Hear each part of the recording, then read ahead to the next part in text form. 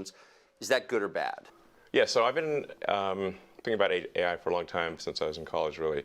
It was one of the things the sort of 4 or 5 things I thought would really affect the future dramatically. It is fundamentally profound in that the smartest creatures, as far as we know, on this earth are humans, is our defining characteristic. Yes. We're obviously weaker than, say, chimpanzees, and less agile, but real smarter. So now what happens when something vastly smarter than the smartest person comes along in silicon form? It's very difficult to predict what will happen in that circumstance. It's called the Singularity. It's Just caught a glimpse of our latest snippet from Fox News. Hang tight, because we're queuing up the full segment for you to enjoy at the video's conclusion. Firstly, though, we're eager to share our insights on the piece. Don't forget to smash that like button, stay connected by following us, and hit subscribe for a regular dose of content just like this. Your thoughts mean a lot to us, so drop a comment below and we'll be sure to engage in the conversation. Elon Musk's disquietude concerning the advancement of artificial intelligence isn't a narrative crafted from thin air, but stems from a deep well of thought vested in the subject. Having pondered over its implications since his college days, Musk's foresight into technology's trajectory has been uncanny, and few subjects rouse his concern as much as AI. His conversation with Tucker Carlson brings this to the fore, with Musk painting a vivid canvas of a future where humans might not be the smartest entities on the planet. Musk uses the metaphor of a black hole to describe the concept of the singularity, the point at which artificial intelligence surpasses human intelligence to such a degree that the ensuing changes are unfathomable. This apt comparison highlights the opacity of predicting the aftermath of such an escalation in machine intellect.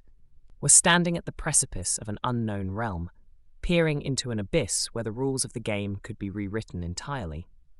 The trepidation surrounding AI isn't unwarranted. History is replete with instances of technology outpacing our moral and ethical guidelines, leading to adverse impacts. This has pushed Musk to advocate for proactive regulation of AI development, positing that oversight shouldn't be a reaction to a catastrophe, but a preventive measure. His analogy to the existence of the Food and Drug Administration and the Federal Aviation Administration is sharp. These institutions don't merely respond to disasters, they work to prevent them by ensuring public safety standards are etched into the bedrock of their respective industries. Through his experience with heavily regulated sectors like automotive and aerospace, Musk is no stranger to the burdens and benefits of oversight. He understands that even though regulations can stifle and complicate, they're often the thin dike holding back a flood of potential hazards. The suggestion isn't about stifling innovation, but about safely navigating the tide of progress. Musk's strategic caution is a clarion call for vigilance. AI, unlike other technologies, carries an existential uniqueness. Its trajectory can redefine what it means to be human, our place in the hierarchy of intelligence, and the very fabric of our society. As we inch closer to the precipice of AI's vast potential, Musk implores us to tread gently, with our eyes wide open, into this brave new world. Regulation, far from being a shackle, is the lighthouse guiding us through these uncharted waters. Dismissing these concerns could lead to a future where we're blindsided by our creations, and Musk's dialogue with Tucker serves as a reminder that our greatest strengths can also be our most formidable challenges. Owns. Is that good or bad? Yeah, so I've been thinking about AI for a long time, since I was in college, really. It was one of the things the sort of 4 or 5 things I thought would really affect the future dramatically. It is fundamentally profound in that the smartest creatures, as far as we know, on this earth are humans, is our defining characteristic. Yes. We're obviously weaker than, say, chimpanzees, and less agile, but real smarter. So now what happens when something vastly smarter than the smartest person comes along in silicon form? It's very difficult to predict what will happen in that circumstance. It's called the Singularity. It's a singularity like a black hole, because Yes. you don't know what happens after that. It's hard to predict.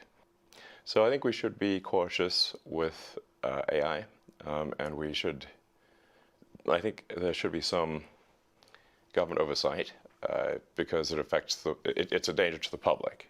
And so when you have things that are a danger to the public, like let's say, so food and drugs. That's why we have the Food and Drug Administration Right. and the Federal Aviation Administration, the FCC. We have these agencies to oversee things that affect the public, where there could be public harm, and you don't want companies cutting corners on safety, and then having people suffer as a result. So that's why I've actually for a long time been a strong advocate of AI regulation. So that I think regulation is, it's not fun to be regulated. It's somewhat arduous to be regulated. I have a lot of experience with regulated industries because obviously automotive is highly regulated. You could fill this room with all the regulations that are required for a production car just in the United States, and then there's a whole different set of regulations in Europe and China and the rest of the world. So very familiar with being overseen by a lot of regulators. And the same thing is true with rockets. You can't just willy-nilly shoot rockets off, not big ones anyway. Because the FAA oversees that. And then even to get a launch license, there are probably half a dozen or more federal agencies that need to approve it, plus state agencies. So I've been through so many regulatory situations, it's insane. And sometimes people think I'm some sort of like regulatory maverick that sort of defies regulators on a regular basis, but this is actually not the case. Once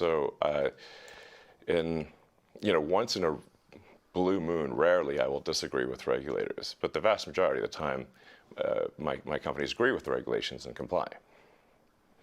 Anyway, so I think we should take this seriously, and we should have a regulatory agency. I think it needs to start with a group that initially seeks insight into AI, then solicits opinion from industry, and then has proposed rulemaking, and then those rules, will probably, hopefully, grudgingly be accepted by the major players in AI, and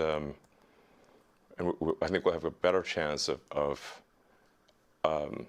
advanced AI being beneficial to humanity in that circumstance. But all regulations start with a perceived danger. Planes fall out of the sky, or food causes botulism. Yes. I don't think the average person playing with AI on his iPhone perceives any danger. Can you just roughly explain what you think the dangers might be? Yeah. So the danger.